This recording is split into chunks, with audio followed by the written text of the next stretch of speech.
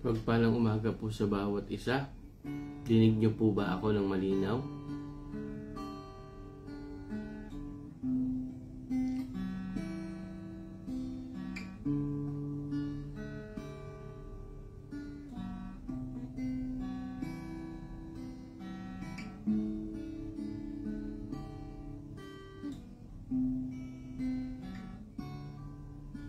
Dinig niyo po ba ako?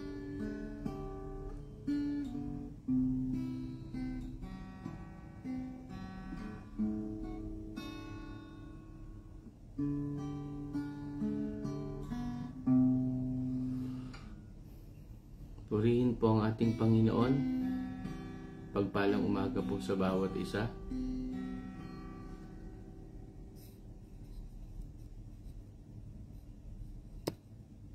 Pagpalang umaga po sa bawat isa. Purihin po ang Diyos.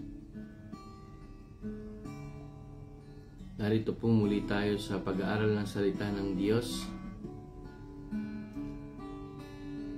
Purihin ang Panginoon sa pagkakataon muli na tayo'y magamit at makarinig po ng salita ng Diyos.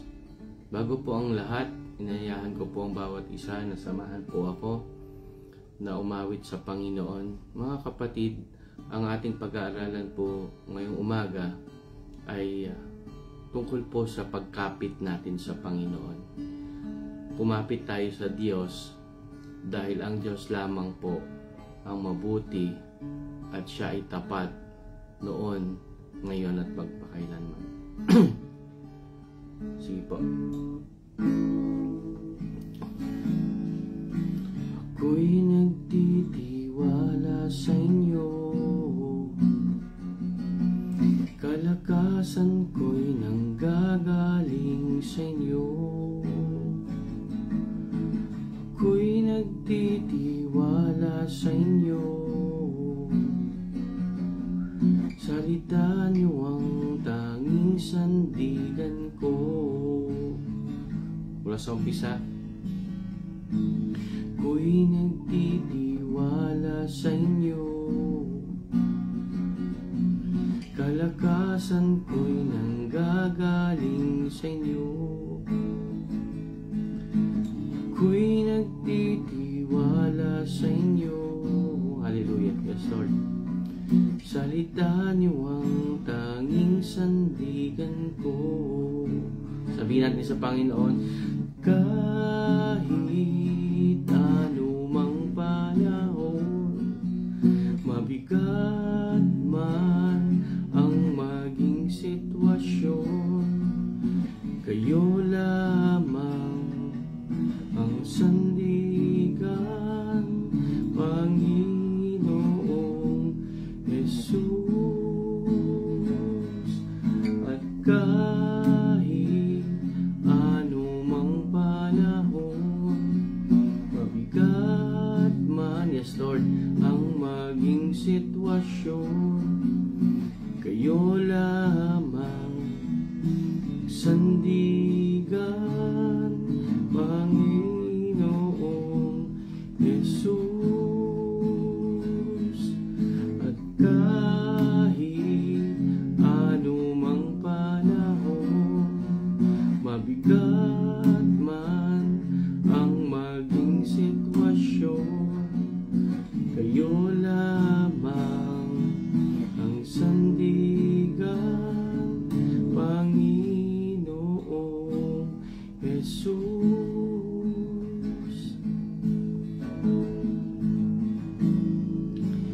Ako'y nagtitiwala sa inyo, kalakasan ko'y nanggagaling sa inyo. Ako'y nagtitiwala sa inyo, salita niyo ang tanging sandigan ko. Hallelujah. Glory. Glory to you, Jesus. Hallelujah. Tunay, O Diyos, kayang sandigan namin. Tunay, Panginoon, na kami nagtitiwala sa inyo. Mabigat man po ang sitwasyon, kaming magpapatuloy na magtitiwala sa inyo. sa inyong mga pangako. Hallelujah. Sa umagang ito, O Diyos, salamat po sa pagkakataon muli na magamit sa inyong sa gawain, Panginoon, para sa inyo. Tunay, O Diyos, na kayo lamang po ang makapagbibigay sa amin ng kalakasan, makapagpatuloy, Panginoon, ng pag-asa upang maka-cope up sa inyo, Panginoon. Pinapanalangin po namin sa oras na ito na bigyan niyo po kami ng karunungan ng kaalaman upang maintindihan po namin ang inyong mensahe sa amin sa umagang ito. I-bless niyo po ang bawat isa, Panginoon. Tago niyo lamang po ako sa inyong likuran. Kayo lamang po maitaas at yung salita ang maihayag sa pangalan ng Panginoong Jesus. Amen. Amen.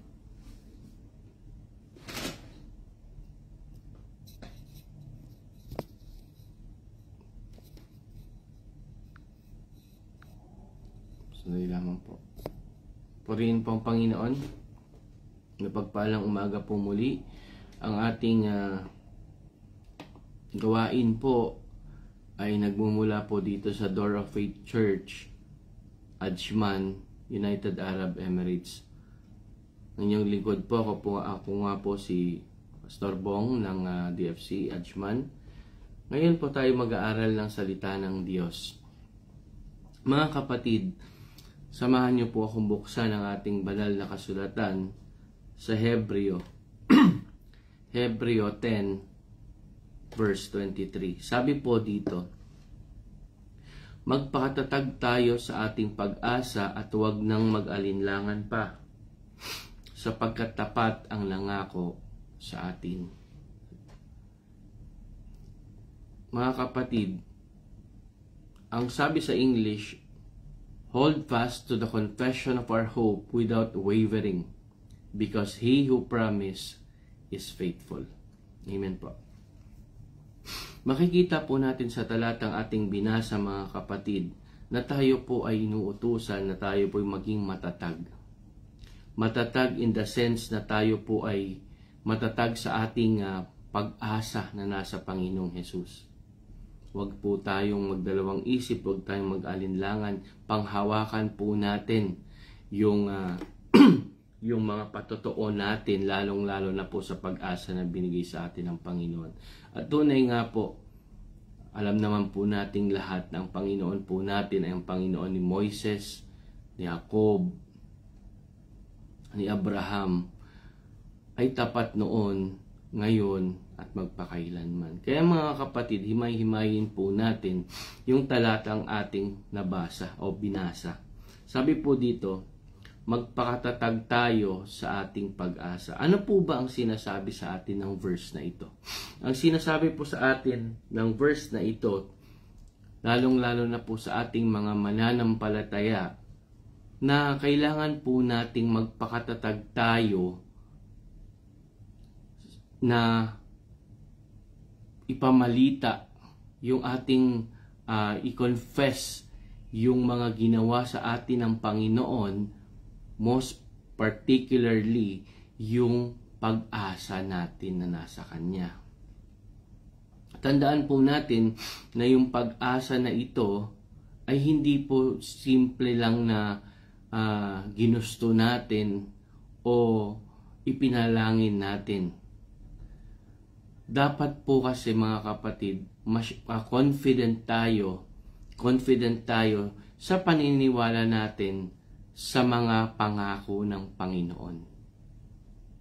At siyempre, kailangan po nating maniwala sa salvation na kaya niyang ibigay sa atin. Kung titingnan po natin sa Roma 5:35, 3-5, chapter 5 verses 3-5, ang sabi po dito, hindi lamang iyan, ikinagagalak din natin ang mga kahirapang ating tinitiis dahil alam nating ito'y nagbubunga ng pagtatiyaga. At ang pagtatiyaga ay nagbubunga ng mabuting pagkatao at ang mabuting pagkatao ay nagbubunga ng pag-asa. At hindi tayo binigo ng pag-asang ito sapagkat ang pag-ibig ng Diyos ay ibinuhos na sa ating mga puso sa pamamagitan ng Espiritu Santo na ipinagkaloob sa atin. Mga kapatid, innate na po sa atin, nasa sa atin na po yung pag-asa natin sa Panginoon. Kailangan lang po nating maniwala. Kailangan lang po nating magpakatatag.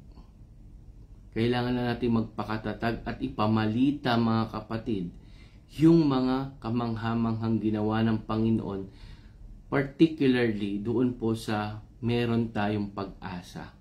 Alam niyo po, ang isang tunay na Kristiyano, sa kabila po ng mga hindi magagandang sitwasyon, makikita niyo po na hindi po tayo nagwo-worry. Bakit po? Kasi alam po natin, yung pag-asa po natin ay totoo. Ang pag-asa po natin ay hindi lamang po sabi-sabi. Ang pag-asa po natin ay mayroon tayong confidence na naniniwala tayo sa mga pangako ng Panginoon. Isa po na po doon yung pag-asa. Mga kapatid, sa buhay po natin bilang isang Kristiyano, kailangan po natin panghawakan ito. Kailangan po natin kumapit lamang po sa Panginoon. Alam niyo po, marami pong pagkapit po kasi. Meron po kasing kapit na yung isang daliri na lang at malalaglag na. Huwag naman po sanang humantong sa ganong pangyayari, mga kapatid, dahil dapat po ang ating paghawak sa ating Panginoon, sa pangako ng Panginoon, sa mga ginawa ng Panginoon, dapat po natin itong hawakan po ng matatag. At kung ano man po yung alam natin sa Panginoon, kung gaano natin siya kakilala, dahil sa pag-asa na binigay niya sa atin, kailangan din po nating i-confess. Kailangan nating sabihin. Hindi lamang po pansarili, kundi kailangan din po nating sabihin. Amen po. Kung titingnan po natin, sinabi po dito, at huwag mag-alinlangan. Huwag po mag-alinlangan, magpakatatag tayo sa ating pag-asa at huwag mag-alinlangan. Alam niyo po, huwag po tayo mag-alinlangan na manampalataya at magtiwala sa ating Panginoon. Kahit po sa gitna, kahit po kaharap natin yung pagsubok o pag-aalinlangan. Kailangan po tayo ay magkaroon po ng unwavering trust sa Panginoon. Hindi mapantayan or hindi ko po masabi sa Tagalog. Kailangan po yung faith natin and trust sa Panginoon ay matibay. Kahit sa gitna po ng pagsubok. Alam niyo po, bilang isang tao, alam naman po natin ito, pag sinabing pagsubok, iniisip agad natin negative. Iniisip agad natin negative. Alam niyo po, mga kapatid, sa umagang ito, itry po natin tingnan lahat ng mga pinagdadaanan natin, lahat ng nangyayari sa atin, lahat ng hindi natin gusto na nakikita natin, lahat ng mga bagay na nangyayari sa paligid natin, tingnan po natin siya on the positive side. Tingnan po natin siya positively. Kasi po, kapag tayo namumuhay sa negative, puro negative po yung makikita natin. Bakit? Bilang ako yung Kristiyano, ako yung naglilingkod sa Panginoon, bakit siya hindi naman naglilingkod? Bakit siya ay progresibo ang buhay? Mga kapatid, tingnan natin siya on the brighter side or on the positive side. Ano po bang positive side nun? Siguro kaya hindi binibigay sa akin ng Panginoon kasi pag yumaman ako at naging progresibo rin yung buhay ko, baka makalimot ako. Mga kapatid, marunong ang Panginoon. Siya lamang po ang marunong. Kaya alam niya na po kung ano yung mangyayari sa puso natin kapag tayo po ay nakakuha o nabigyan o binigyan ng Panginoon ng bagay-bagay. Bakit kaya ako, matagal ko nang pinapanalangin na magkasasakyan ako, bakit hindi ako magkaroon ng sasakyan? Baka naman po may nakaambang na panganib. Tulad po sa isang kwento ng isang pastor, nanalangin daw po ang isang kapatiran ng bahay, malaking bahay. So, nabigyan siya ng malaking bahay, ngayon hindi na po siya nakakasimba. Bakit po? Kasi po, binabantayan niya po yung bahay niya. Baka pasukin ng magnanakaw. Mga kapatid, lahat ng bagay na nakapagpapalayo sa atin sa Panginoon, asahan po natin. Kahit ngayon sabihin natin, Panginoon, kapag wag ang nangyayari po kasi nagbibigay po tayo sa Panginoon ng kondisyon. Mga kapatid, sa lahat po ng panahon, maging kontento po tayo. Ito man po ay ups or downs, kailangan po natin pagkatiwalaan lamang at manampalataya tayo sa plano ng Diyos para sa atin. Alam niyo po kung bakit? Kasi mga kapatid, tulad po sa sinabi sa Pilipos 4:13, ang lahat ng ito'y magagawa ko dahil sa lakas ng kaloob, sa akin ni Kristo.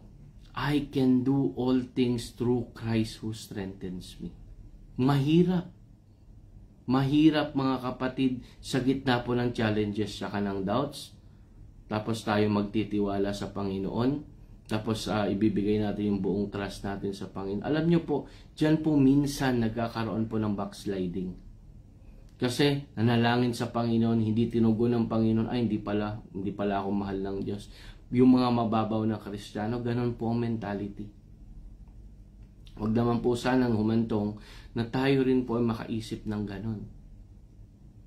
Alalahanin po natin na ang Diyos, alam niya po, bago pa tayo ipinanganak.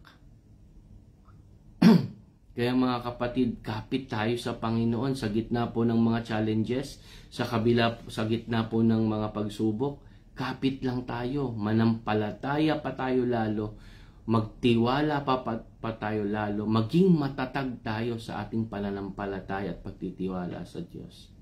Bakit po natin kailangan gawin yon? Bakit kailangan natin magtiwala sa Panginoon ng buong buo at manampalataya sa Kanya ng matatag kahit po sa gitna po ng mga pagsubok at mga nararanasan natin dahil ang Diyos po ay tapat. Tapat sa Kanyang mga pangako.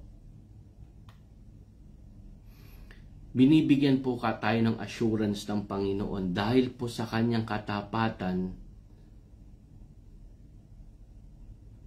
sa Kanya po manggagaling yung ating kalakasan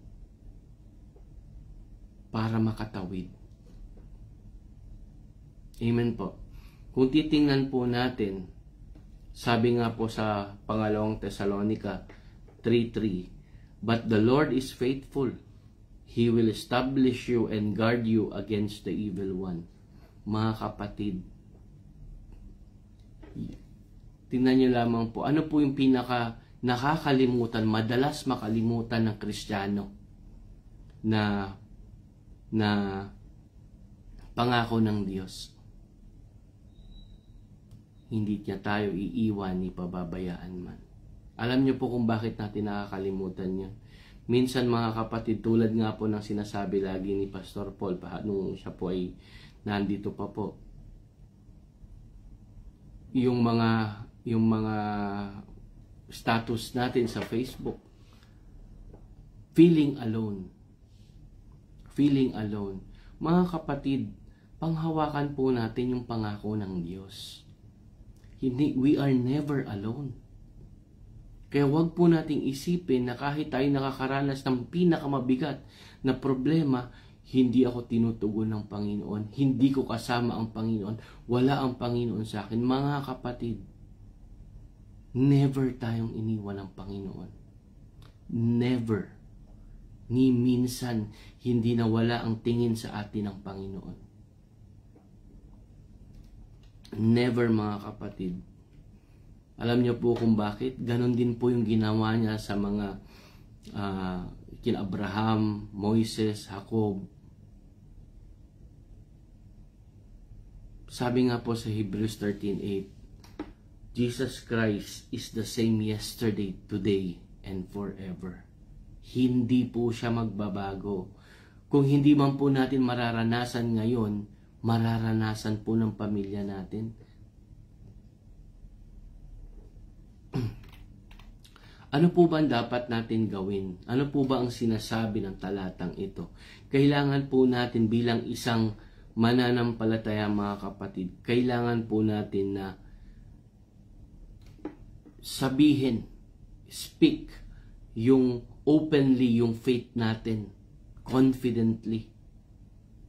Kailangan po nating sabihin yung paniniwala natin at yung pananampalataya natin. Sabi sa pangalawang Timoteo 2:19, nevertheless, God's solid foundation stand firm, sealed with this inscription, the Lord knows who are His, and everyone who confesses the name of the Lord must turn away from wickedness. Mga kapatid, papalapit na po ang Panginoon. Kapit lang po. Konti na lang po. Konti na lang po kung tayo po ay dumadanas ng mga pagsubok sa mga oras na ito. Konti na lang po. Tiis na lang po. We have to endure. Konting tiis na lang po. Konting tiis na lang po. Mga kapatid, kailangan po natin na magtiwala tayo or magtiwala tayo sa katapatan ng Diyos sa kabila po ng ating nararanasan. Kailangan din po natin maging yung pananampalataya natin ay maging matatag at malalim. Yung hindi po tayo basta-basta sumusuko lang. Kailangan din po natin, mga kapatid, bilang isang mananampalataya ng Panginoon, kailangan din po natin dalhin po yung mga kapatid natin sa pananampalataya sa Panginoon mismo. At kung makikita po natin sa chapter 25, dahil po paparating na po ang Panginoon, kumapit po tayo at huwag po nating kalimutan lagi yung mga pagtitipon natin, yung mga gawain natin para sa Panginoon. Para kung siya may po'y dumating, tayo po ay nagpupuri sa Diyos. Mga kapatid, napakahirap magpuri, napakahirap sabihin na magtiwala sa Panginoon sa kabila po ng mga pagsubok, kung napakabigat na po ng pagsubok. Alam niyo po, marami pong pagsubok. Hindi lamang po ako, hindi lamang po kayo, kundi lahat ng tao po ay nakakaranas nito.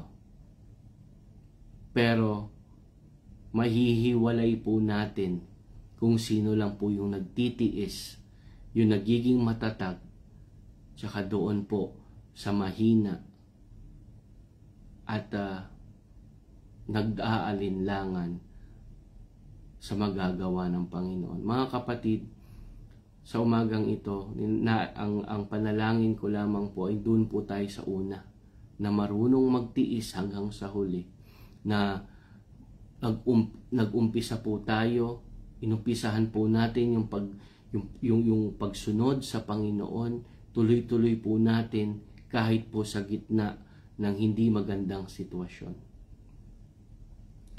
Alam po natin ngayon na lahat ng bagay ay mahirap na, mga bilihin napakataas, maraming mga kriminalidad, lalong-lalo na po sa mga parts po ng mga probinsya sa Pilipinas.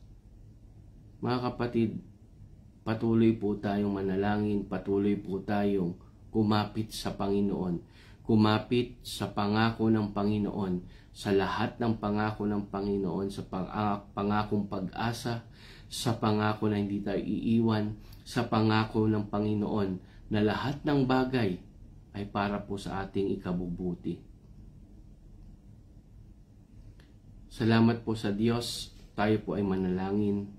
Hallelujah, purihin kayo, dakilain kayo. Diyos namin na tapat, magpakailanman. Salamat Panginoon sa umagang ito na pinagkaloob niyo po sa amin upang kami po ay makarinig at makabulay-bulay Panginoon ng inyong mga salita. O Diyos, kayo po ang mangusap sa bawat isa sa mga oras na ito na magpakatatag. Kayo po ang magsabi sa bawat isa na nandyan po kayo, na hindi niyo po kami iniwan kailanman.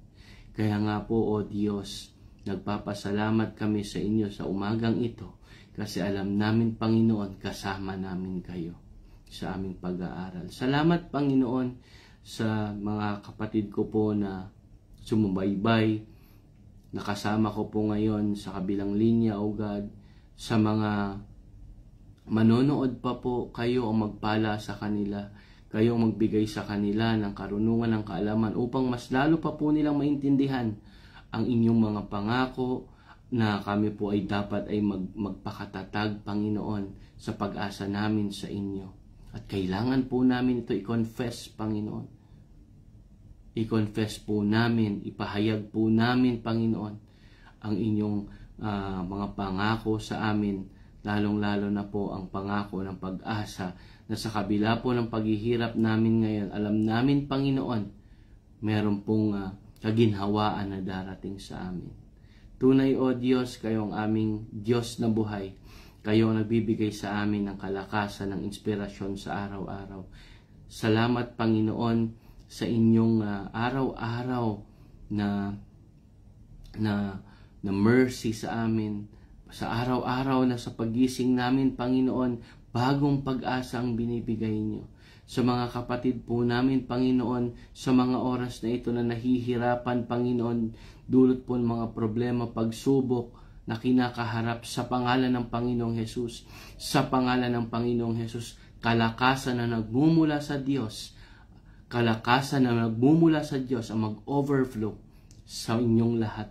Hallelujah, purihin kayo, dakilang Diyos. Kayo lamang, Panginoon, ay sapat na sa amin. Palakasin niyo pa po lalo ang mga kapatid po naming nanghihina sa mga oras na ito. Sa pangalan ng Panginoong Hesus. In Jesus' name, in Jesus' name, in Jesus' name. Salamat, O Diyos.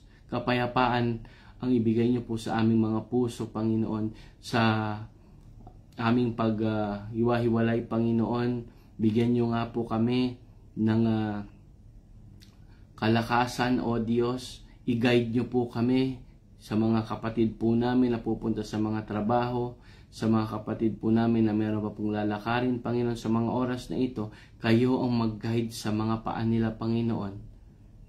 Patuloy na makalakad kami, Panginoon, sa inyong katwiran lamang.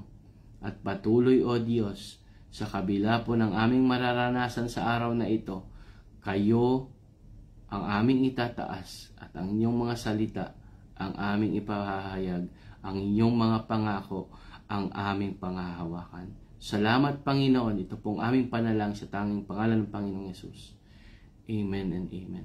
Purihin po ang Panginoon. God bless po sa bawat isa. Kumapit po tayo sa Diyos. Salamat po. To God be all the glory po.